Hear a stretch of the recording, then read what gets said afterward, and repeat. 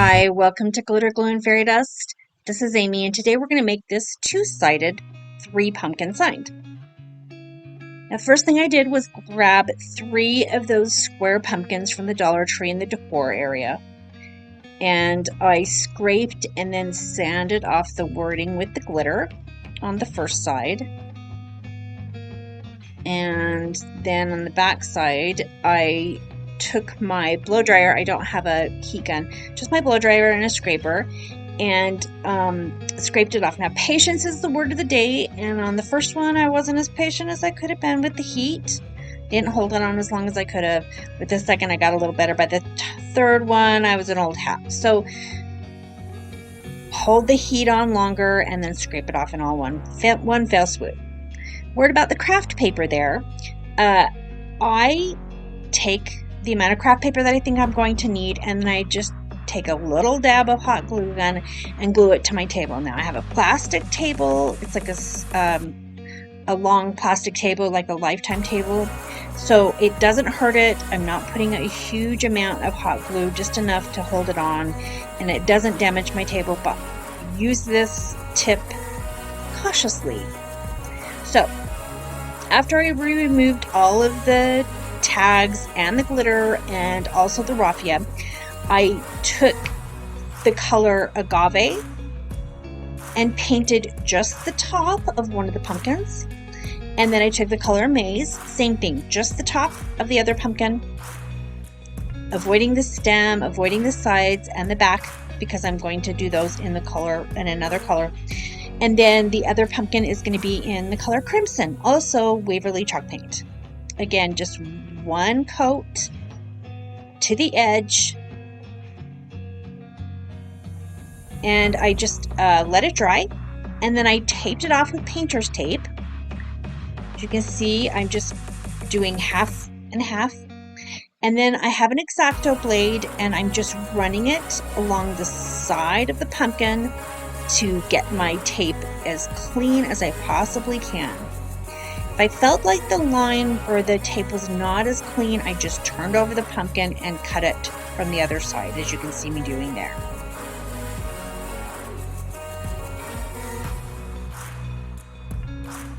All you're trying to do is tape it off so that when you put that black paint, you won't get it on the design that you want for the fall or Thanksgiving side. So that's all I'm doing here.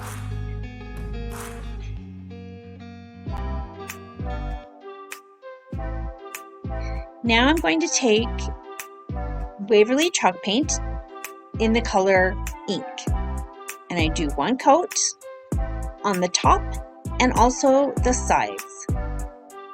Now, as I was painting it and as it was drying, I felt like I could see some of the wording that had been there before kind of coming through.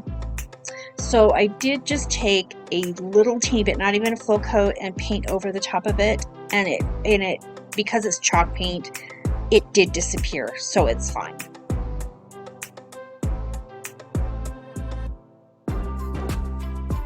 I only did just the 1 1/4 coat on this, and then I let it dry.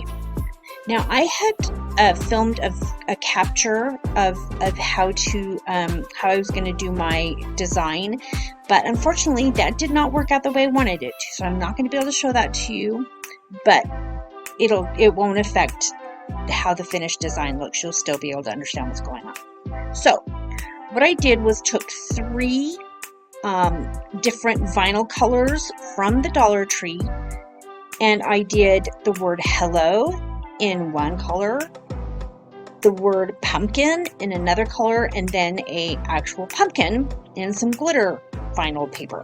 So, and I knew that I wanted the yellow pumpkin was going to be the word hello with this maroon colored vinyl here. And I did show how I arrived at the design, but needless to say, this is just I just did this with one of my fonts, the word hello. And then the pumpkin is a pre-designed pumpkin that I got off of Cricut Access Space and cut out with the Cricut and the Dollar Tree vinyl. And then the word pumpkin is a pre-designed text that I got off of Cricut Access Space.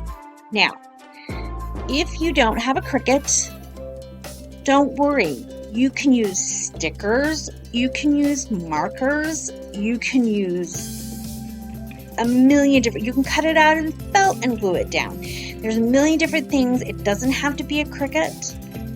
You can use anything that you have and it will be great. Make this yours. This is just how I'm doing mine and kind of give you some inspiration. Then for the word, or for the Halloween side, I'm doing the letters B, O, and O for the word boo. And you'll see that in just a second. I just did them in white vinyl. So I knew that some of the thinner words are a little more fiddly with any vinyl. And I knew that. So I cut a couple different designs. I wasn't exactly sure what I wanted. I cut a couple different designs. And then I knew if I lost any of my letters, I could pick again. That's why the word pumpkin is there 3 times. So there you can see the letter boo. I'm just weeding that. I did all 3 of my letters in different fonts. And if you have a Cricut, that's what I would do. Just use different fonts. If you don't have a Cricut, I would use different type of stickers or use different embellishments so that each one looks just a little bit different. And as you can see, that's just what I've done here. So now we're going to attach all of this to the pumpkins. Now, as you can see, I lined it up. I knew exactly how I wanted everything. So first, the word hello. I wanted the maroon over the color yellow. For some reason, that just seemed like it needed to go together. So I did that.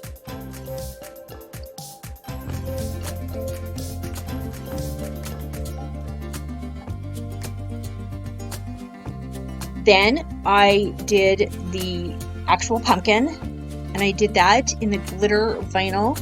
And you don't have to have a Cricut. You could just cut that out by yourself. Just get the glitter vinyl and cut it out in the shape of a pumpkin. And then I did decide which one I wanted. I wanted the middle design on this word pumpkin, so I just attached that with my transfer tape. And if learning how to use your Cricut, if you have one and you want to learn how to use it, you're having a little trepidation, I can do videos. All you have to do is just let me know in the comments that's something you want to see, and I'd be more than happy to do some instructional videos. Like I said, I was going to do one and it didn't work out for me, but that's okay. Life is about learning. So if you're eagle-eyed, you will see that I turned this over and I'm just going to place the word boo, but you can't do it that way. You can't just turn it over. You actually have to turn the whole design over. So I did have to change one of my the B and one of my O's because I didn't think it through. No worries, it came up. I put it back down the right way, and if I hadn't told you, you would have never known the difference. So just make sure when you're placing your design, you think about how it's going to be when it's glued down, not how it is when you just turn the pumpkin over, right? So like I said, I did have to switch the outer O and the outer B to the other sides. It was just fine. So then I decided to take some antique wax and antique all of these. I just took a tippy brush and a really dry, I just put a little bit of the antique wax and then dabbed it right off on a paper towel so it was really dry. And then I just did the edges. Now, the great thing about distressing is you're taking something that's nearly perfect and making it look not perfect. So there's really no way that you can mess this up. Just do it. So then I decided to take some of this frilly little ribbon that I got at the Dollar Tree, and all I did was took just small lengths and made a knot in the middle and pulled the ends. On the middle pumpkin, I did decide to take some of the ribbon that was little foxes. My mom and dad's last name is Fox, so I decided just to, I like that ribbon, so I decided to use that in the very middle here of the middle pumpkin, underneath the frilly ribbon. but the others I just did the ribbon, and I just glued that to the top. Here I'm going to glue them together. I just used hot glue. Again, patience is the word of the day. You just have to hold it for a second, and it holds just fine. But just hold it for a second. Don't try to jostle it too quick, like I just did there. So once you get it together, all I did was put those bows on the top, and then on the other side, I took some of that beaded wired twine that you can see right there in the screen. I made tendrils, and I put one on each of the pumpkins, and then I just made 3 little bows the same way with buffalo check ribbon. That's all I did here. Very little in the way of embellishment. I just wanted it to be cute and easy. Unfortunately, you don't get to see me making the tendrils, but you can figure it out. Just wrap them around a pencil and then glue them on. So here's the one side, here's the other side. This is a project that you can use from now all the way through to when you put your Christmas decorations up.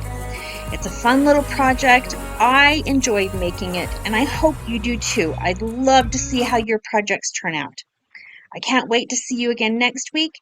If you could like, subscribe, and share, that would be fantastic. Thank you, and you have a great day.